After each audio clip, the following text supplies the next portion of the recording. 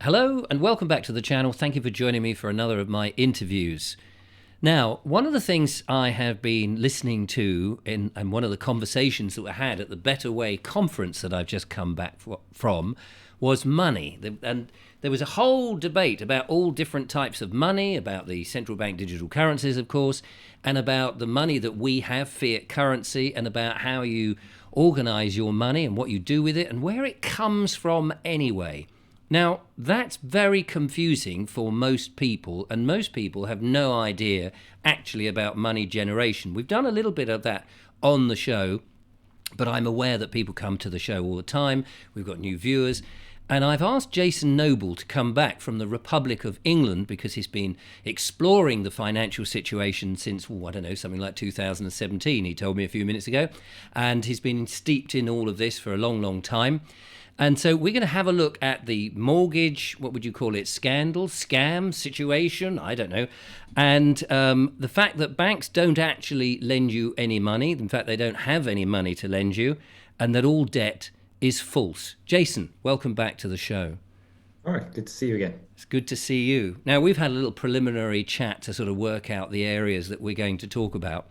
And my main concern is to try and make this simple for a lot of people because money can be quite confusing. We all think that we get some money, we spend some money, we account for it if we're self-employed, and then we pay the government some money. And it all seems very simple.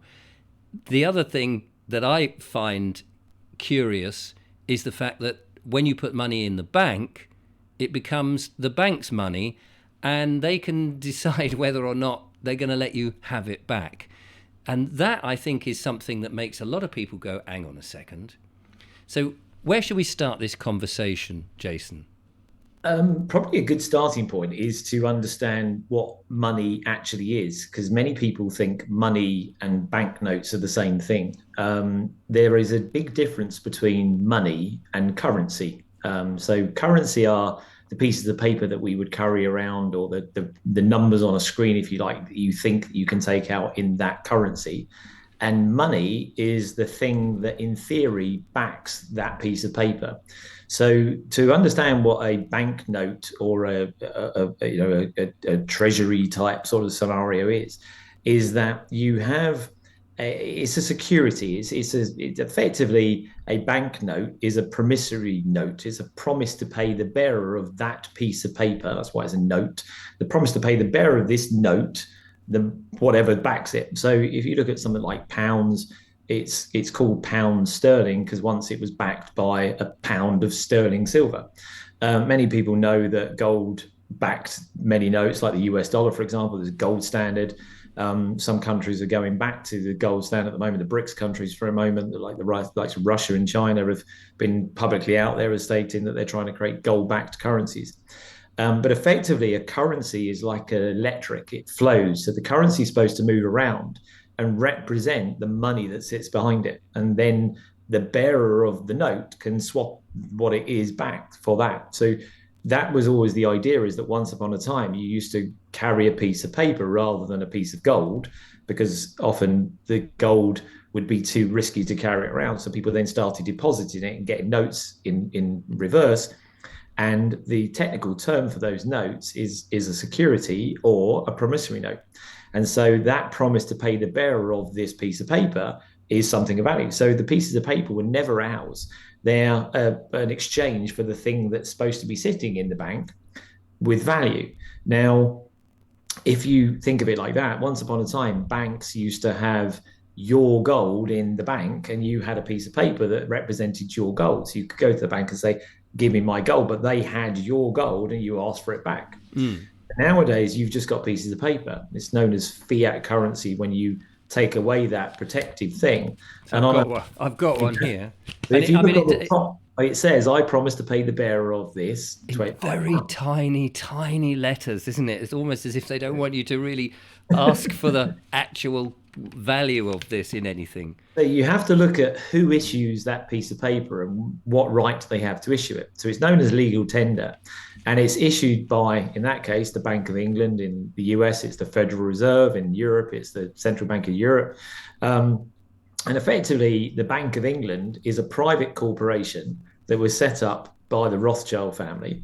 And it is nothing to do with the UK. They actually state on the website it is owned by the UK, but actually, if you do some digging into the actual ownership of the Bank of England, it isn't owned by the UK. The Treasury is involved in the process, but they actually say it's owned by the Treasury. It's not. Because It's a private corporation. it's listed on Dun and Bradstreet, isn't it? As Yeah, a so as you a can corporation.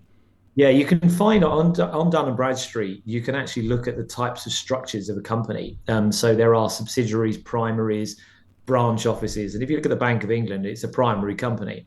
Whereas if you look at the Treasury, which is what the Bank of England claims is the owner of it, you'll find it's a subsidiary, and it's actually a subsidiary of a corporation called the Prime Minister's Office. So the primary company to the Treasury is the Prime Minister's Office. So the Bank of England is nothing to do with it. But the Bank of England makes its money by printing those pieces of paper at face value, or selling them at face value, and then charging interest to whoever they've lent them to for borrowing that money. So if you borrow £1 million from the Bank of England, you'll pay back the interest rate that they set. And the governor of the Bank of England or the Federal Reserve, they set those rates, they go up and down, and whoever's borrowing it pays it back at that rate. And then whoever borrows it then lends that out to someone else and charges a greater rate. So that's sort of what goes on. So when your mortgage goes up, it's because someone's borrowed that money, lent it to someone else, and those rates go up and down with the cost of their borrowing. So that's sort of what is going on behind the scenes. We actually spoke to the company that print the Bank of England's notes at one point, and it costs around 18p to make the current vinyl polymer sort of £50 note, for example. Right. So it's I don't have a £50 note, just so you know. I've got a meager I fiver. think that's about the same. It was slightly different paper, so it might cost 18p, but it's 18p for the face value of a £50 note. They lend it with interest, and someone pays it back based upon the interest rate that they charge. If you say, can I have my gold? There is no gold, there is no silver back in that piece of paper. So the reason when you sort of look at banks and you think I paid my money into a bank, you are using what is basically a promissory note, and you give it to the bank and you say, I promise to pay the bearer of this. But it's a promissory note. So you give them your banknotes and you put it into what often most people have is a deposit account. So the word deposit actually comes from the word depose. So a bank deposes you of your money and it becomes their property, not yours. So if you pay money into the bank, you give them promissory notes, pieces of paper, you hand that to the bank. They take it in and say, thank you very much. That's now ours. We've deposed you of it. And we owe you the money back in the form of a loan. So we now borrowed your money and we owe it back like we've borrowed it. But we'll give you zero interest because the interest rate's really low, for example. Or they might pay you interest. But effectively, it's their money, no longer yours. And that corporation, whatever bank name it is, it sits on their balance sheet as value belonging to them. And what they are putting on their balance sheet is a promissory note saying they'll promise to pay the bearer off. So you've given them a piece of paper that says, I promise to pay the bearer of this £20. Goes in their balance sheet goes up. What banks do with that money is because it's their money, they are able to invest that money into anything they feel like because it's their money, and they generally invest it into things that benefit the bank. So they might buy treasuries, for example, bonds from the government, and they'll get the return from that with the money that is on deposit from clients. They don't lend that money out to people, which is what people often think is going on, that someone puts money into a bank and that money gets used to lend out. That doesn't happen. So if you look at that as the sort of the first thing, is that when you give money to a bank, most people think it's safe, it's in the bank, but actually you've just given your money away to somebody else and it's no longer your property. It is their property and they owe it back. So when people go into banks and say, can I have money? And it's more than, £2.50, they generally go, oh, why do you want it? And what are you going to do with it? And what are you going to, and you think, it's my money, why can't I have my money? And they go, because it's not yours. They don't tell you that, but they're just secretly sitting there going, we need to check, for your security, we need to ask questions. It's all for your security, of course. Yeah, well, that's based upon the fact that they want to know what you're going to do with their money. So if they can avoid giving you their money back, they will do, because they actually don't have the money that we think they have, because often they don't do great jobs with the money that they deal with. And then they actually do another thing behind the scenes, which has created a monumental problem for the banking system that most people don't really know exists. About, as I mentioned before we started, in back in 2017, for various different reasons, I started an investigation into the banking system, and my company went through looking at the top 50 banks in the world, went through 10 years of the annual accounts of the banks, and came out with some numbers that were just frightening. And I won't name names specifically on here, but we found, one of the largest groups of banks in Europe, for example, that at the end of 2019, if you based upon the deposits, i.e., the money would be paid into the bank, at the end of 2019, they owed 1,250 times more money than they've ever taken on deposit. And based upon the cash they had left in the bank, they owed 21,945 times more money than they had in cash. That's just one of the banks. Um, there was another bank, which is a big European bank, that when you look at the amount of money they owed compared to the amount that they had taken on deposit, they owed 7,500 times more money than they've ever taken on deposit. And one of the largest banks in the US had less than 2% of the money left in cash that they've ever taken on deposit. And they owed 216,000 times more money than they've ever taken than they had left in cash. So when you look at it, effectively, we came to the conclusion that if 1% of any of the top 50 banks' clients walked through the door and went, I'd like my money now, every one of them would fail. Right. And I've been on a path for the last 7 or 8 years to understand how that happened. So, And about sorry, I was just going to interrupt because I just want to try and work what you've just said out. There's umpteen clients of the bank willingly putting in money, not Correct. knowingly giving them the money, and then something happens that at the end of the year, the bank actually then owes a hell of a lot more money. So you think this is terrible business that the bank is doing, because if I ran my business that way and said, you know what, I've only had this much in, but I've spent that much out, I would be thinking, well, how do I pay that debt? And the bailiffs would be coming and everything would be taken away. How is it that they continue to operate? they work under what's called fractional reserve banking. I think you might have talked about it previously. But fractional reserve banking worked on the basis that years ago, when there was gold or something sitting in a vault somewhere, nobody went to claim their gold. They were happy to walk around with the pieces of paper. So what actually happened is, back in those days, they worked out that they had X on deposit, and that only 10% of people came in and actually asked for the physical gold. So they worked out that they could lend more pieces of paper out based upon this gold that was sitting there. And because most of the time no one would need the gold, so they could put more out than was actually there, because no one ever called upon the gold. So that created what is today called fractional reserve banking. And effectively, there is a sort of a math sort of test that you can work on it on the basis that banks can generally lend 10 times more than they've ever taken on deposit. So they might receive, £100,000 in, they can then lend £100,000 to 10 more people. So 10 now people think they've got £100,000, but there was only originally £100,000. Yes. But the original £100,000, bear in mind, it's worth nothing anyway. It's pieces of paper. But so you've got £100,000 worth of pieces of paper that has then generated 10 more of those via fractional reserve banking. And now there's other people that have gone and bought things with those things that think they have value off the back of it. It's just a giant house of cards that if you just pull the right card out, the whole thing would fall over. Yeah. And that's ultimately the problem. Now, those sophisticated instruments are known as notional derivatives. So quite a famous one is a thing called mortgage-backed securities. So if you look at mortgage-backed securities, there's a film called The Big Short. I don't know if you've ever seen it, but it was based around a guy called Michael Burry. Christian Bale plays the lead part. And The Big Short is all about what happened in 2008 when the whole banking world went wrong, because mortgage-backed securities failed. And what actually happened is the bank was selling instruments into the market, notional derivatives in the form of mortgage-backed securities, saying to, say, a pension fund, for example, you buy this mortgage-backed security, somebody's going to pay back their mortgage, and you buy it at below the price of what we're going to get for it, and you wait for the money rather than us, which gives them more money, and they can then, because obviously if they get more money in, they can lend more money out because they have the fractional reserve banking.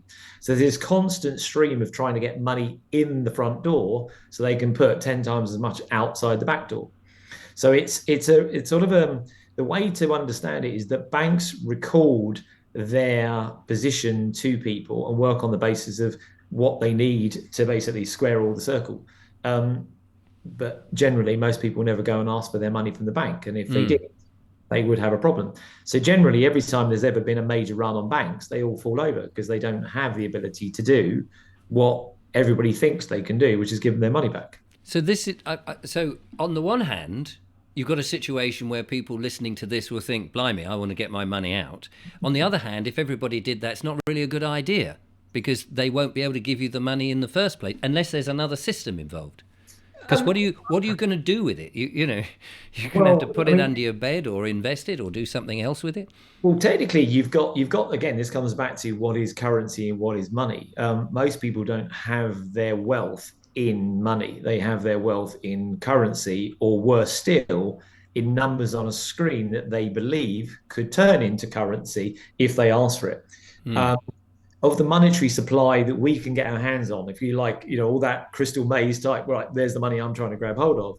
It's known as the M2 money supply. So that monetary supply, which is the bit that we can get our hands on, there's less than 8% of that monetary supply in actual physical banknotes globally.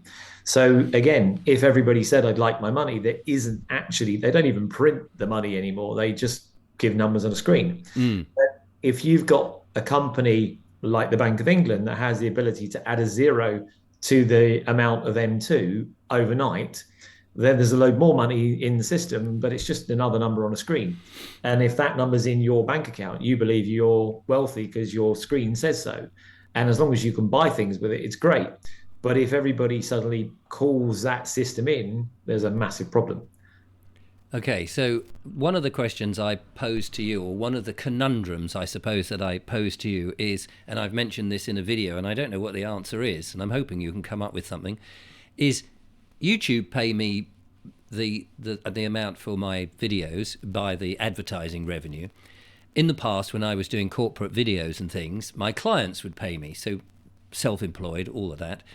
Other people are paid by their employer, and it's gone are the days when cash used to be put into the little brown envelopes and away you went, which is a huge shame. So the money is paid into the bank. I have no control over that. So there's YouTube saying, okay, yeah, we owe you this money, but they put it into the bank and the bank says, oh, great, thanks very much. We love this. This is ours now. And I go, hang on a minute. I'm like in the middleman here going, didn't I do the work for this? Can I have it back? What are you going to use it for? Seems to me is a very unfair system. It's worse than that. Oh God! You're correct in the sense that you've never received your own money because it wasn't money in the first place. But ultimately, someone moves some numbers from a screen here to numbers in a screen there, and you hope you can buy a cup of coffee with it. Yeah. As long as you're buying it through a systems that are very controlled systems, and again.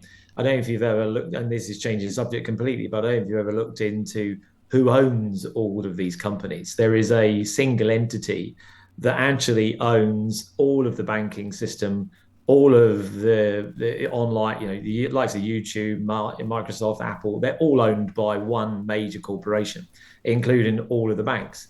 So what you've got is a club that is moving money around itself. And it doesn't want you to ever get control of anything in the middle. So they've made it more and more and more difficult for you to ever exit the club once you're in it.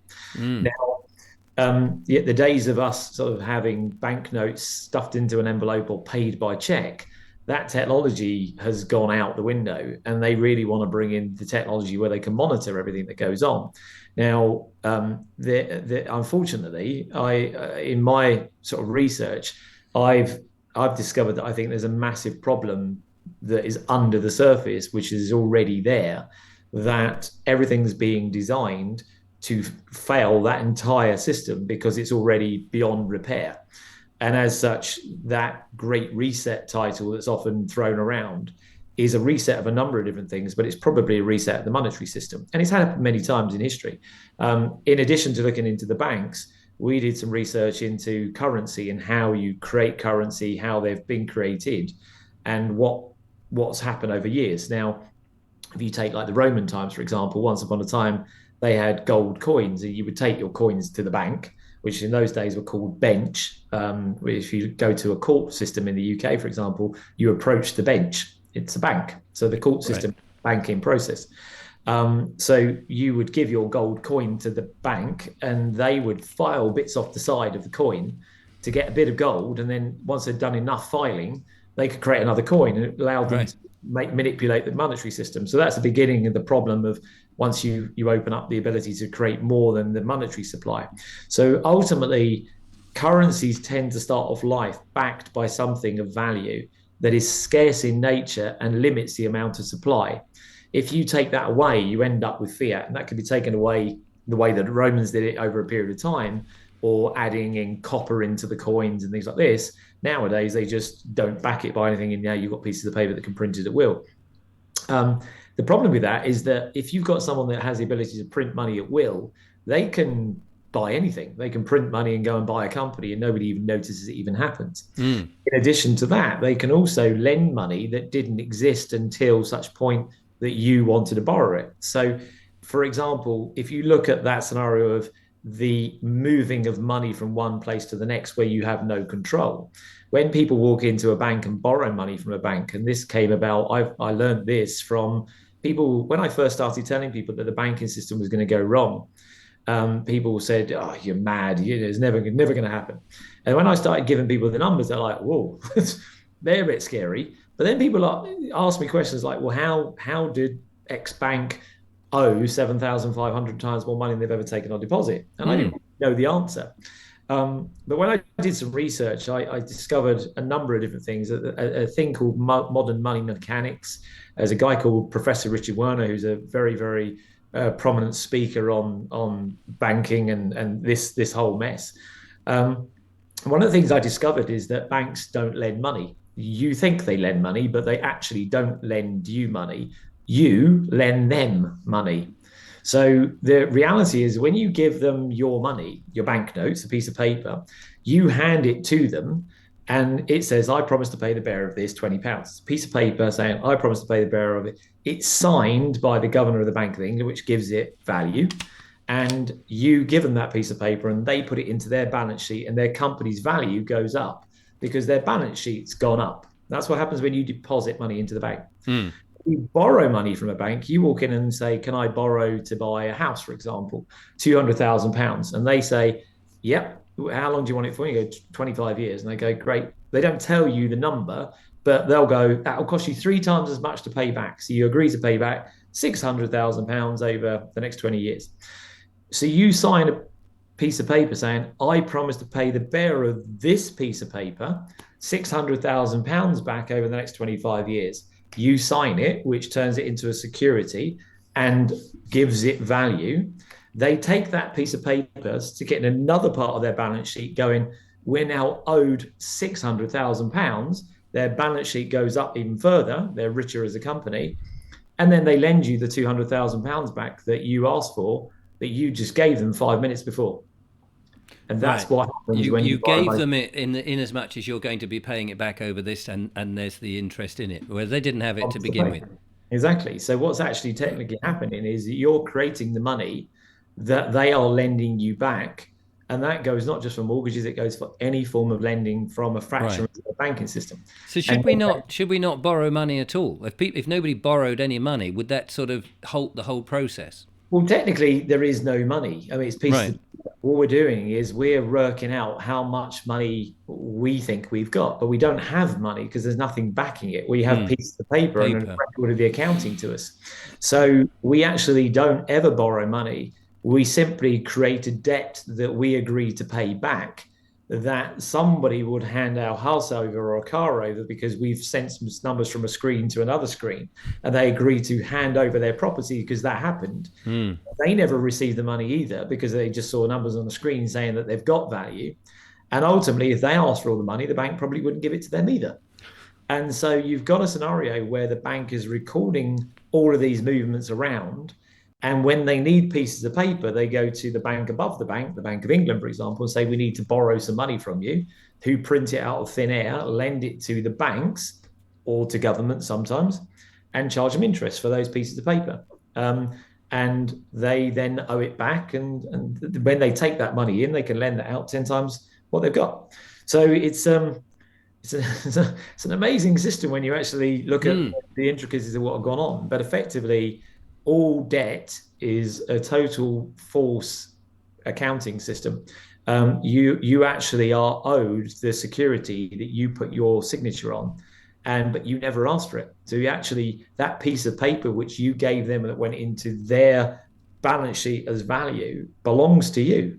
You gave it to them. It's your property. You put your signature on it, which put value into it, and you turned it into what is a security. What the banks then do is they take that security, that piece of paper, and they sell it as a mortgage-backed security into pension funds, and they go, we'll buy that debt from you, that £600,000 amount of money, we'll give you £500,000 for it right now.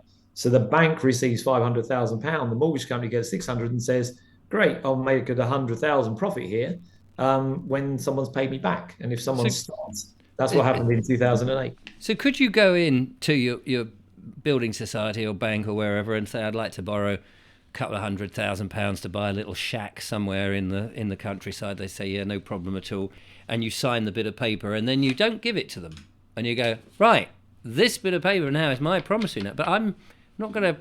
The only way you get this bit of paper is if you give me either a certain amount of gold or silver, and I want that in real money right now, or you don't get this bit of paper. Yeah, they wouldn't give it to you. So no. It's a club that is designed to make you feel like they have the money. Most people think that you walk through the door and you borrow money, and the person that walked in the door before you that paid their money in, it's their money that's being lent to you. Right. It's not happening. And there's scientific evidence. Richard Werner actually did an empirical study where he's proved, and there's a 14-page document out there. I mean, I can give you the link if people want to download it, where he's followed the money through the system. So on our website, we have a link to an interview that he's done where he explains this. And ultimately, if you read that document, he has followed the money from signing that piece of paper to what happens coming out the other side, and scientifically proved that banks do not lend money. So it's a complete, if you tried to do the same thing yourself, you would be accused of counterfeiting. It's literally fraud. Right. So they do it legally because they are licensed to do it. And most people believe that licenses are good regulation, protects people. Actually, it controls people. Regulation just allows people to do organized stuff as long as they're playing by the rules of the people that created the rules. Yes, it's giving you permission for something which you should be able to do anyway. Who gave them permission to give you the permission? Well, the issue we've got is we're now faced with the fact that the easiest way I can explain it is if I created a company tomorrow and I said, okay, would you like to be a shareholder? And I gave you 500, let's say there's 1,000 shares, I give you 500 shares and I've got 500 shares. Now, you own 50% of the company, I own 50% of the company. If tomorrow I then create another 1,000 shares and say, I'm keeping them, you've suddenly owned 25% of the company. Yeah. But imagine if I could create 1 million shares or 1 billion shares or 1 trillion shares, and I'm fairly irrelevant. You've suddenly made me irrelevant, you swine. That's basically what's happening with money. Right. Because if you take the UK, for example, since the beginning of what happened in 2020, that little disaster, I won't mention it because I know you've already had strikes. So I've already had strikes. At the beginning of 2020, the UK government have added 1.3 trillion new pounds to our monetary supply, printed out of thin air, which has doubled our debt since in the last 3 years. You take the US, they've added nearly 40% of all of the US dollars in history have been created in that period of 3 years as well. And in June 2020, the US actually created more money in 1 month than they did from 1776 to 1986. So in a matter of 200 years, they managed to create the same amount of debt. I borrowed money from the Federal Reserve in 1 month than they did in that 200-year period. So there's talk now, I believe there's some trials going on of this, what do they call it? The Universal Credit System. Basic income, UBI. Yeah, the UBI. And so you're going to get something like £1,000 or £2,000 a month. And presumably they're just going to print that from nothing and move more than zeros onto a screen. And if they do that, from what you've just said, I have now learnt, all it means is that it's actually devaluing everything, and interest rates will just go up. Inflation will go up, rather. Yeah, I mean, the biggest problem that we have with the monetary supply we have at the moment is it's controlled by somebody who aren't really the people using it on a day-to-day basis. So it's so weighted in the favor of a very small number of people that the wealth transfer to those people is huge. There's a thing called the Cantillon effect. So when that money is created, imagine sort of like a dish with a bunch of syrup in it. When you pour the syrup in, it goes like blob in a big thing, and then it spreads out slowly to the edge. We're right on the absolute edge of that dish. We get our tiny, tiny bit that comes out, but someone's got that big blob at the beginning, and they generally take that blob and go and do things with it, like buying every company in the world, for example, which has happened, but most people have never seen it even existing. But in addition to that, it creates inflation. So, for example, people think the value of goods goes up. House prices are going up, etc. If you bought a 1 kilo bar of gold in 1960, it would have cost you about £500 to buy a 1 kilo bar. Today, it will cost you about £60,000 to buy a 1 kilo bar of gold. It's still a 1 kilo bar of gold. Yes. You need £60,000 to buy it rather than £500 to buy it. That's not the gold going up in price. It's the value of the currency going down. And so the more and more you keep creating money, the more and more people have to get more of that money to buy stuff. And so inflation, which in the UK is currently sitting at above 10% according to the government, but there are companies like Shadow Stats that have proven that inflation rates are well in excess of probably 20%.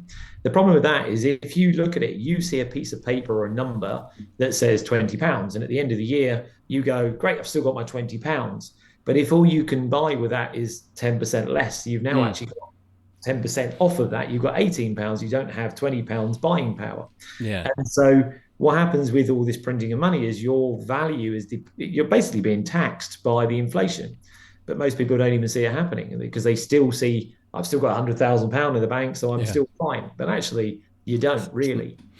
Okay, so you've scared us, Richard. You've told us all the situation as it is. I want to try and keep my videos with a solution-based concept. Hope. We need hope in this time. I don't want to frighten people. So what do we do? What is the answer, and how do we get there?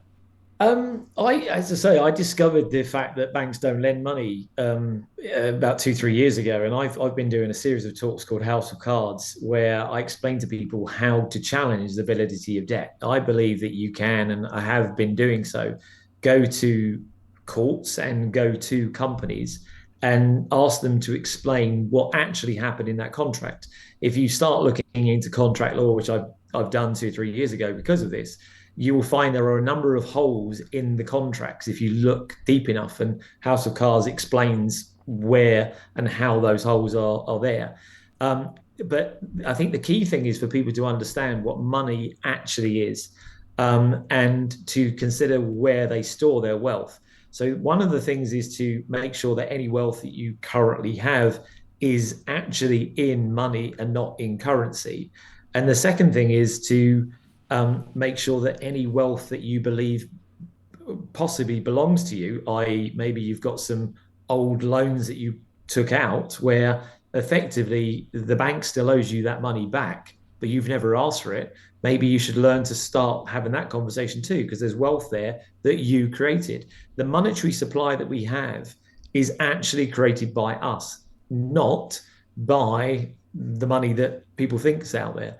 And as such, there is a sort of a wealth out there that you could get hold of if you actually just learned about how it actually works. In addition to that, and I think this is the more nefarious part of what they're up to, is that monetary supplies that fall into fiat normally have a 75 year, roughly a 75-year lifespan before they basically collapse. We're about 50, 51 years into the US dollar since it was created in its current format. And the problem with that is that when fiat currencies collapse, they generally create a lot of turbulence because people suddenly don't trust that currency.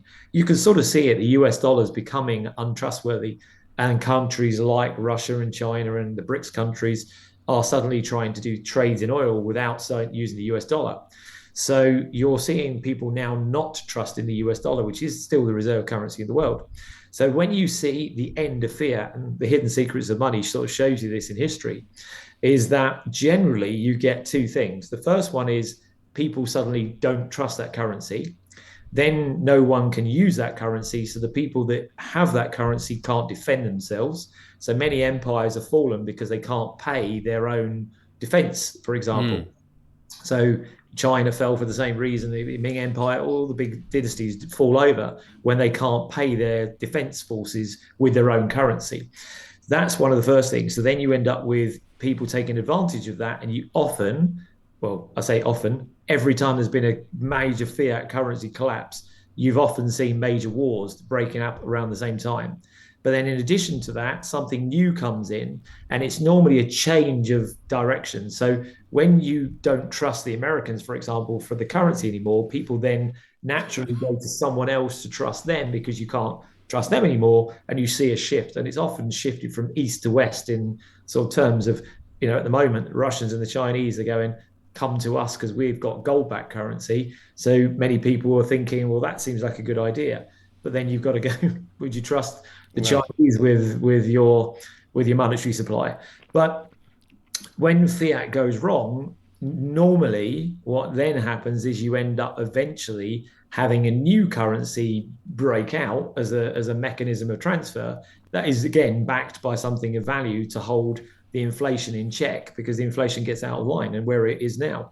And I think we're at that stage. Now, if you look at this example now compared to history, we now have technology that is allowing people to think of not pieces of paper and not physical items like once upon a time they were marbles, they were gold, they were silver, now it's pieces of paper. But you could have a digital currency, and we are heading down a path where central bank digital currencies, CBDCs, have already been announced by many of the countries. They are trying to bring them into play, and they could argue that they would be protected in the sense that they could have a limited supply, similar to currencies that say they've got a limited supply. But they're central bank digital currencies, the central banks being the same people that created this mess in the first place. Do we trust the same people to create the same thing? And if you look at CBDCs, I think I mentioned this on the last conversation we had regarding the Republic of England, but Rishi Sunak's father-in-law actually created or runs the technology company that is creating the social credit scoring system that the Chinese CBDCs are using. And that social credit scoring decides for you whether you can spend your money or how much money you can even have. So they are heading down a path of bringing in CBDCs, whilst the banks are heading down a path of having no ability to maintain themselves. Our monetary systems are being printed at such high levels now that if it all falls into a brick wall, you need a new system. Well, if someone comes along and says that system's completely gone, or again, if not sounding too conspiratorial, but you've had people like Klaus Schwab talking about cyber pandemics and blaming maybe somebody attacking the banking system, for example, as maybe one of those things. If you had a major failure of the banking system for whatever reason and everything collapsed, people would then go to the government saying, give me my money back.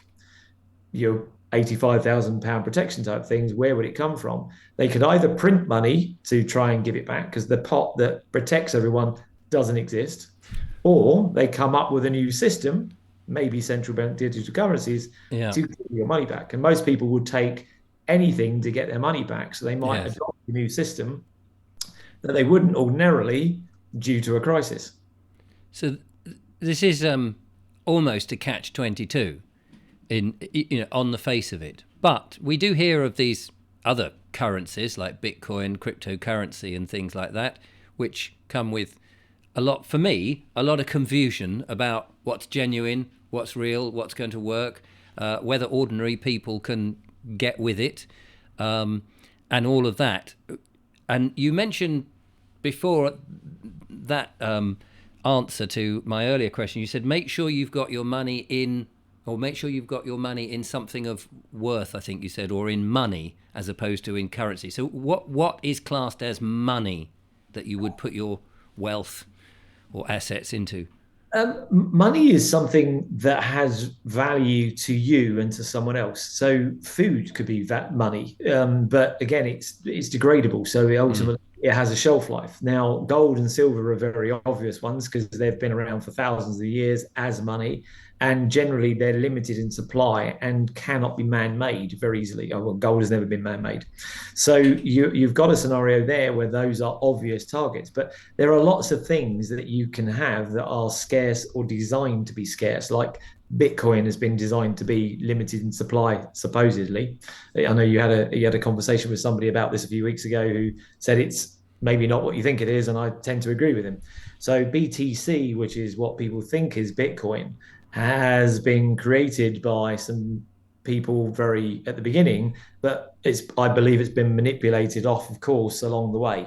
So yeah, again, that's another topic that we can maybe have a conversation on another day. But you've got to look at it and say, okay, what has value, what has ability to be transacted, a whole bunch of different things. But again, if people are sitting with their money in the bank or they're sitting with pieces of paper that effectively are pieces of paper, that isn't money. Money is something of value, but money can also be manipulated. So, for example, if many people think of wealth or assets like property, for example, people would say property is a good store of value. The problem with properties is you can create more properties overnight if you wanted to. If you doubled the housing market in any country, it can be manipulated. Also, if you do things like raise interest rates or get people to lose their jobs, the housing market can collapse very quickly. And there are a number of people losing their jobs right now, and there are raising interest rates. So whereas people have often been convinced to buy their property, it's welded to the floor wealth that can be manipulated by people that have the ability to manipulate it.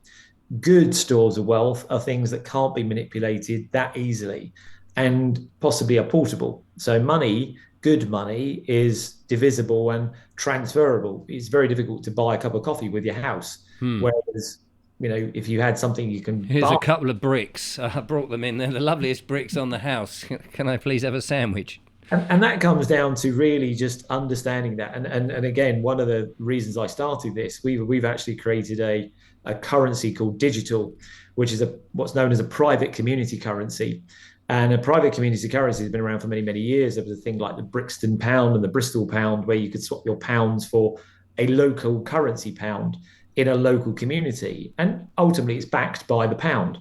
We've actually created a multi-currency currency that's backed by different stores of value. So, for example, if you look at something like oil, which is quite useful to people currently, you couldn't really buy a cup of coffee with it, but we've made it a scenario where you could, or gold or silver or Bitcoin or pounds, and the ability to do that without having to really work out how to do it, just simply being able to transact in it. So that's sort of how I started my pathway to all this information I learned, is because I was trying to work out how to build a currency.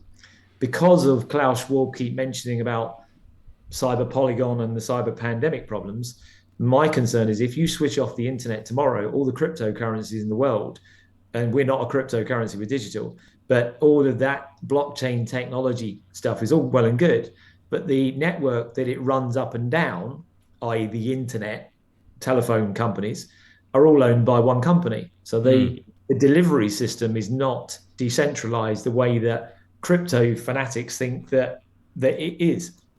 And as such, really, if you ever want to go back to basics, really basics, currency over thousands of years have been things where they're limited in supply and transferable privately.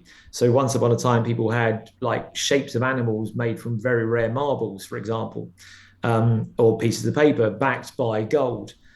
So we're working on a currency backed by silver, going back to basics and working on a currency backed by silver, which is a dangerous sport because anyone that's ever, many people that have tried to create currencies backed by stores of value often get attacked by the system. Colonel Gaddafi tried it, Saddam Hussein tried it, JFK tried it, Abraham Lincoln tried it. So it's not It's not an easy option then. perils, Yeah. but the people have never tried it. And with the Republic, one of the things that we're doing, we're obviously just changing back to what we were talking about previously, we're actually creating a paper currency backed by a store of value, going back to basics, what actually it could.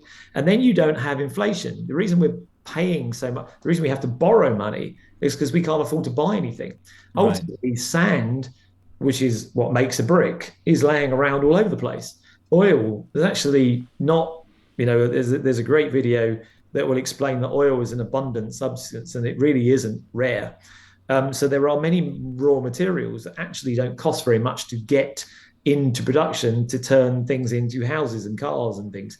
But we pay a premium for them because they've been controlled by a few people that have bought those entities and control their ability, and they've made it rare. Many Yes. people think that diamonds are rare, and they're not. They're not scarce at all. They've been made scarce by an organization called the Central Selling Organization, which was created by a company called De Beers that basically made diamonds appear rare. The term "diamonds are a girl's best friend" come from the wife of the guy that owned De Beers. So diamonds aren't particularly rare, but if you can't get them, they're rare. Yes. Oil is not particularly rare, but BP and Shell and things like that say it's really difficult to get it. It's harder than it used to be, but it's still plenty of it out there. But they're all controlled by people that basically print money out of thin air. So, am I to think then the answer is for perhaps not just one bank that's supplying everybody with, but a number of people who've got some commodity that is rare and of value, that they then print something, not called fiat, but a piece of paper that's hard to fake, that then is backed up by whatever that commodity is, and people can use that within a community. Like, so I'm in Sussex. If Sussex, which is quite a large county, had its own currency or its own money, of which it issued the Sussex pound, for example. So anywhere in Sussex you could do this, knowing that it was backed by whatever it was. Perhaps a Neolithic tomb, because they're quite rare to have. I don't know. And then you go to a different county, you're up in Yorkshire, and they've got, "Hi lad, we've got the Yorkshire pond, ours is much better than yours, because our Neolithic stone circles are lovely." Is that an answer, or is that just me grasping at straws? No, it's a right sort of idea. I mean, the key thing to understand is that everything that has value because you've decided it has value. So gold, for example, most people would perceive gold to have value. But if I gave you a suitcase of gold, stuck you on a desert island in the middle of nowhere in the sun, Yeah. and then turned up a week later with a suitcase of food, you'd give me your suitcase of gold for your suitcase of food immediately because you would be like, "This is of no use to me right now." That is. And Yeah. so everything has value if it appears to have value. And that's the key, is working out what has use, what has value, and what you could back things by, so that we say, okay, well, that has value. So I'm willing to give my time or my cup of coffee for that thing of value. And that's how money starts. That's how currency starts. And it has done for thousands of years. What we've allowed to happen as a people globally is for a few small corporations to create the Bank of England, the Federal Reserve, and the likes, and create the monetary supply, and not even be owned by the countries that perceive that the Bank of England sits in the City of London. And the City of London is nothing to do with the United Kingdom, which is the corporation that is trading as the United Kingdom doesn't technically exist on paper. It is actually a series of corporations, no different from Tesco's, that collectively call themselves the United Kingdom. And actually, many of them are owned by a corporation called the Prime Minister's Office, which most people probably don't exist. So it's we have to. I mean, there's a lot to get your head around when you Mm. start looking at all this stuff. But it's a very simple thing. If you control the monetary supply, you control people. If you control the food supply, you control people. You can make the value of goods go up and down if you control either of those two things. But what do you do if you're not in control of all of that? If you're an ordinary everyday Joe, or you've got a business, a smallish business, or even a large business, but a private business that's not got shares and things, um, I suppose what I'm trying to get to is where's the hope? Because there's all of this. These people have done all this nefarious stuff. There's all these scams, things that we think are what they are turn out not to be. Massive deception. Money is born out of nothing. We've all got debts but actually we've created the money, and we're not being given the money that we've created. But as you said, we're coming up to this point where any day now I'm expecting the Prime Minister, Mr. Sunak, to not be quite as dishevelled as Boris Johnson was in front of the lectern, saying, "Oh, the pound has gone. We're now we're going to use this new system, which also has my dad's company. This new wonderful system that's going to benefit you, called the digital pound." Which is really the central bank digital currency. And what are we supposed to do? Are we just supposed to acquiesce, or can we get out of this? I mean, I think this is what people will be shouting at the computer screen or the phone or wherever they're watching, saying, yeah, it's all very well frightening us that money is going to disappear and it's no longer in our hands and we have no control. But what can we do? There's plenty we can do. I mean, Rishi Sunak was actually the guy that launched the CBDCs on behalf of the G7. So there's a 7-minute video which I think is on in one place that people can watch if you want to see him saying it. And he said, we're experimenting with the idea, but no G7 currency or country has yet done it. The Americans launched their CBDC on Thanksgiving last year. So when everyone was tucking into their turkeys, the Americans went, here we go, there's a digital currency that you haven't noticed coming. Yeah. He hasn't mentioned that his father-in-law is providing the technology that could mean that if you cross the road in the wrong place because they decide you don't want to, or if you say the wrong thing on the internet, for example, that you might not be able to spend your money, or if you've decided, you're spending it on the wrong carbon stuff. So that is coming. So for me, if someone tells you they're going to come around your house and set fire to your house, I'd be buying a bunch of fire extinguishers because it's going to happen. So, I mean, again, maybe we can put a link to the previous chat we had, but the Republic of England, which is obviously what we talked about last time I was on your show, is an entity that is sort of going, okay, well, thanks for all of your stuff that you're up to. You're more than welcome to play with your stuff, your everything. We're going to rebuild everything our way. So, for example, let's say you grew carrots in your garden and you could buy the seeds for 1 pence, and you grew them and you were willing to sell them for 10 pence and make a tidy profit, and your 10 pence could buy you a car, for example. All of that other stuff goes out the window. The problem we've got at the moment is that we only can buy a car because we buy cars from companies that are owned by companies owned by Vanguard that have made them so expensive. We have banks that steal our money. We have a monetary system that it's completely one-sided. We have to abandon all of that and start again. And the first things you need is a monetary supply.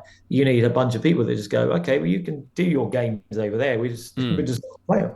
I'm going to buy from you if I need food, or I'm going to buy from this person if I need education. I'm not going to buy from these overpriced things here that are manipulated. And what are you using to buy? Fiat currency? No, brand new money. Brand new money. Start again. For us, with what we're doing with the Republic, we're looking at the basics going, what do we really need? We need food, we need heat, we need energy, food, water. That's it. Everything else is a luxury. So, do we need all these luxuries right now, or do we need to get our house in order and restart? And ultimately, if you can buy those things at a fraction of the cost that you buy them for now, or for nothing at all, in the sense that there are many technologies that can produce free energy, for example. If you could get this stuff for a fraction of the cost you basically reset everything the correct way. You go back to square one. Ultimately, we're paying a premium because everybody we're buying from is charging us a premium. Yes. And then they're manipulating the monetary supply, which is devaluing the money, our buying power, whilst putting the prices up. So they're increasing the prices whilst printing money to lower our value, which means we pay more and more and more for things, which means we can afford less and less and less. Yes. No, So yes. it's a slippery slope. And if you then allow yourself to then plug into a system where they can then also decide if you upset them or do the wrong thing, they can switch it Mm. all off. Then it's a really big problem. And that's the back to the Henry Ford thing. If you understood the monetary supply and how it would work, there would be a revolution before tomorrow morning. The reality is what we have now is horrific. Mm. What they're proposing to come through is horrendous. It is beyond most people's understanding Yeah, no, of how much. and I get that. I keep coming back to the solutions because we've done the scary stuff. I know all that. That's their It's stuff. really just trying to sort of give people direction because I know what people will say is stop scaring us, Richard. We want to know what we have to do. We Uh, have to build alternative everythings and have a mechanism of transacting and trading with one another without using their systems. yes. That's pretty much what I've been working on for the last 7 or 8 years. Oh, okay. So people can they find out details of that at republicofengland.com? They can. Also, I mean, a lot of the stuff we've been talking about today really is more in one place .com. So in oneplace.com. And some of the stuff that we supply is through a structure that called Sense Reserves, so sense-reserve.com. That is providing a lot of the backbone to some of the things that we're supplying out, which the Republic of England is using. So it takes a lot of money and a lot of time to build alternative systems to the systems. So what we're doing with the Republic is rather than trying to crash build everything, we're going to things that are already built. And one of the things I'm supplying into it is that sort of backbone system that we've been working on for many, many years. Brilliant. Okay. Well, we're coming up to about an hour now, and I don't like to over egg the pudding and give too much wonderful information away. Jason, thank you so much for explaining that. Hopefully, people have got a sense now of the horrific picture that we've allowed ourselves in many ways, or the fraud that we've permitted to happen. Although they've been incredibly sneaky with it. But as I say, people are. And I'm sure because I feel the same. You've got money in the bank. You realize that it's not your money. They're not going to let you have it back. People are paying you, but it goes straight into the bank. You can't ask them to pay you in bananas or whatever is your favorite tipple. And so it's all a bit of a panic. And the last thing I want is for people to panic. So having solutions and reassuring people that we can get out of the mess is the number one message that I'm trying to sort of put out. So if people go to inoneplace.com, they can find out what you're up to and what you're proposing and what you're actually doing. Yeah, perhaps we can put, I mean, there's some presentation. I mean, I do a weekly presentation on Zoom, and maybe we can put a link to the presentations, the previous ones we've done, specifically House of Cards, which explains most of what I've explained today in simple, what you can do about it and what you can do to prepare for that. There are if there's a war on, someone's selling the bullets. So there's always opportunity in the middle of a mess. You just need to know you're in a mess to start looking for the opportunity. I believe that precious metal prices, for example, will significantly rise over the next few years once everyone's cottoned on to the fact that the monetary supply is worthless. So there are always opportunities. It's just understanding the problem and then understanding the solutions. And there's plenty of them. So people shouldn't be scared by this. If you've understood the problem, you can then do something about it. Buy your fire extinguishers today, if you like. Go and get those things that are going to protect you when the storm comes, because it's coming. And anybody that buries their head in the sand is going to find that there's going to be a tidal wave blowing through. So get your umbrellas, get your stuff out to prepare to protect yourself from it. Because when it goes through, the people that get it right will do very well off the back of it. Yeah. I mean, other than burying your head in the sand, I'm sort of more one of those people that stands at the front of the maze looking at the 10 or 12 different potential paths and going, well, which one should I go down? And that's the bit that they might all help, but which one's going to help the best, quickest? But for me, the best one we can go down, and this goes for every organization and any person out there trying to work out what to do about some of the lunacy that's going on around the world, is a path where we have an element of control over how that works. We give far too much control to a small bunch of people that are systematically destroying our way of life. And that's one of the problems that we have, that many people can see but don't know what to do about it. Yeah. And they control that mainly by controlling the monetary supply. Everything gives them the ability to do everything on that basis. So if you fix that, you fix everything. If you can transact, because most people will not get up in the morning, grow some food and give it to someone for free for very long. Eventually they're going to go, I want that in return. So as much as it would be great to be able to eliminate money, it's here to stay for the time being. No one's ever really managed to find a way around it. So if you know it's there, we either have a control around that, or we let someone control that who is manipulating the system to benefit them. And we certainly have a solution we believe could work for the people. There are other solutions out there we're aware of that could too. And if people adopted those and started transacting those types of things, their power to keep controlling us and devaluing our wealth would eliminate. Brilliant. Jason, thank you so much. It's been an absolute pleasure to talk to you. I know we've got another subject to talk, which we'll do hopefully in a couple of weeks' time. But I really appreciate you explaining. I don't know if you can hear that. There's a siren coming. They're obviously coming to take me away. It's been absolutely. I know they're after me. I'm sure they are. It's been absolutely brilliant. And I will leave all the links in the description. If you can send me maybe some of those presentations as well, I'll list them in the description and people can go and investigate those. Wonderful. As ever, Richard, always a pleasure.